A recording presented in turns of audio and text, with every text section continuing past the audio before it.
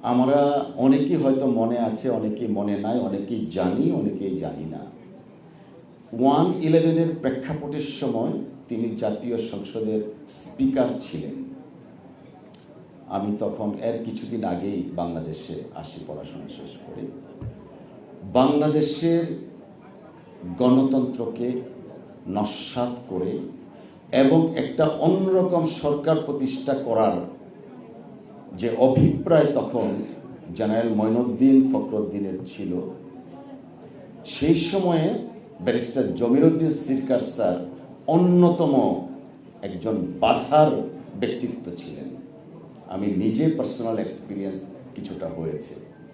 সেই সময় যদি গণতন্ত্র রক্ষার জন্য সাংবিধানিক শাসন ব্যবস্থা কায়েমের জন্য জমিরুদ্দিন সিরকার স্যার যদি শক্তি এবং সাহসিকতার সাথে না দাঁড়াতেন, তখন হয়তো বাংলাদেশের রাজনৈতিক ইতিহাস অন্যভাবে পঠিত এবং রচিত হতো।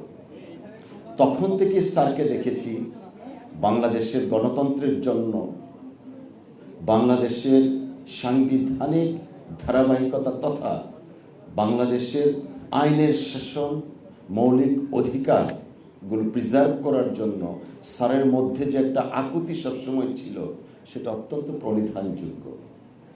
তিনি একজন অত্যন্ত প্রজ্ঞাবান রাজনৈতিক ব্যক্তিত্ব ছিলেন, কিন্তু অন্য 10 জন রাজনৈতিক নেতার মতো তার আচরণ ছিল না।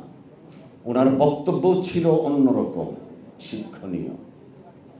এবং স্যারের রাজনৈতিক প্রত্যেকটা স্টেপে আমাদের জয়নুল আবেদিন স্যার অনেক দীর্ঘদিনের রাজনৈতিকভাবে প্রজ্ঞাবান ব্যক্তিত্ব। আমি যতটুকু দেখেছি, স্যারের প্রত্যেকটা রাজনৈতিক স্টেপের মধ্যে একটা পেশাদারিত্ব ছিল।